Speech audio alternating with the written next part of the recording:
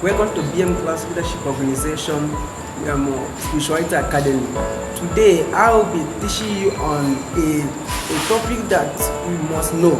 As a believer, this topic you have to know it, and it is called 7 pillars of wealth in the kingdom.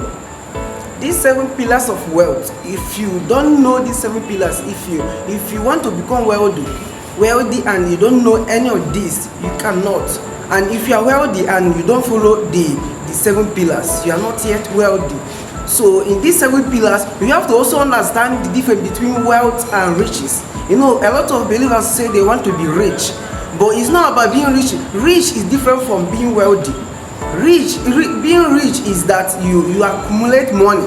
No, but wealthy is another thing. So in these 7 pillars, how we demystify all of them, and you understand and know the step you will take. And the first one is spiritual wealth. Spiritual wealth.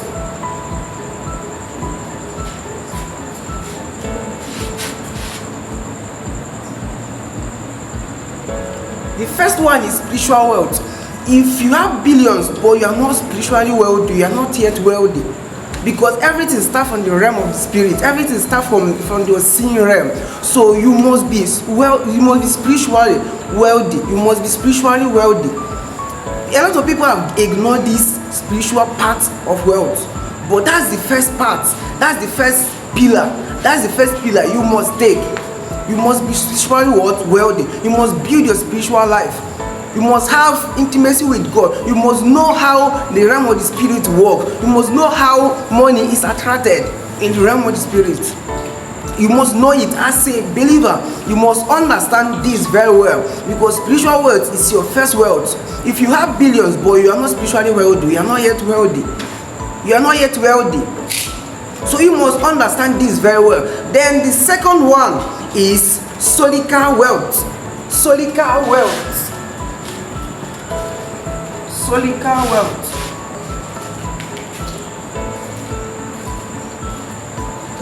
Because you have to understand that everything rises and falls in the mind. So for you to become wealthy, you must first of all be wealthy in your mind, because the soul consists of your spirit and your mind. So your mind must be wealthy. For you to be wealthy, your mind must capture that wealth you want. If you're not yet wealthy in your mind, you can never be wealthy. A lot of people are chasing money, but they don't know that the second thing after spiritual wealth is solical wealth.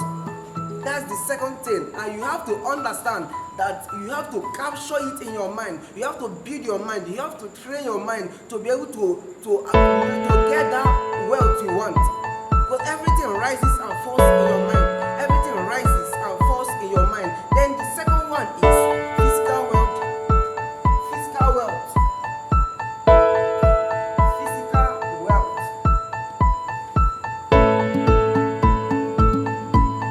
You know, they say cleanliness is next to godliness.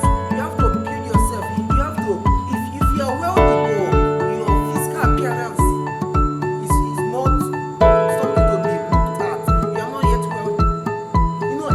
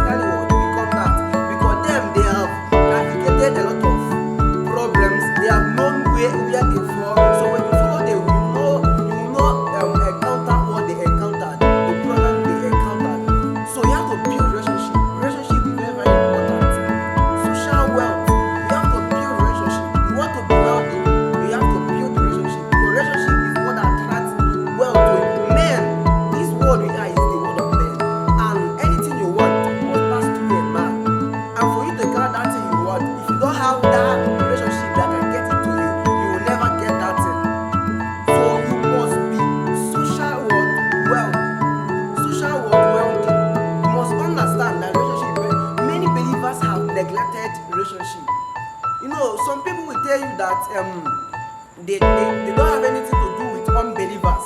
They don't have anything to do with unbelievers. But they don't know that most of them, your becoming wealthy is based on the relationship you have with an unbeliever. That you have a relationship with an unbeliever doesn't mean that you are doing what he or she is doing. You have to understand this. A lot of people have neglected it. Oh no, you have to take it very, very important and know that relationship, you have to invest your time, invest your energy, invest your money in building a solid and profitable relationship, not poor and dejected relationship. You have to know about it. As a Christian, as a believer, you have to build relationship. You want to be wealthy, you want men to come for you, and you don't have any relationship around you. How do you want them to get that thing you want? So you have to be solid social wealth. You have to be social wealth. So the fifth one is influential wealth. The fifth pillars of wealth you must know is influential wealth.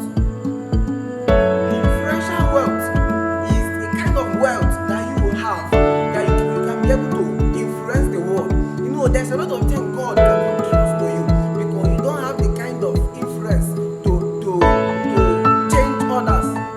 So men like Miles Moon, he has this influential wealth that he can control nations. So there are a lot of things God trusted to him. So you as a believer, you can look at him if you have not yet attained to that state of influential wealth. So you must understand that influential wealth is what God wants every believer to become. But a lot of people run away from it and thinking that it is only meant for. That's why unbelievers are taking control of the world. Why? Because their influence is all over everywhere. So whatever they say becomes like the law. Whatever they say becomes what people believe. So for you, you have to understand that this influential wealth is very important. You have to invest anything, and this influential wealth comes from the relationship you have.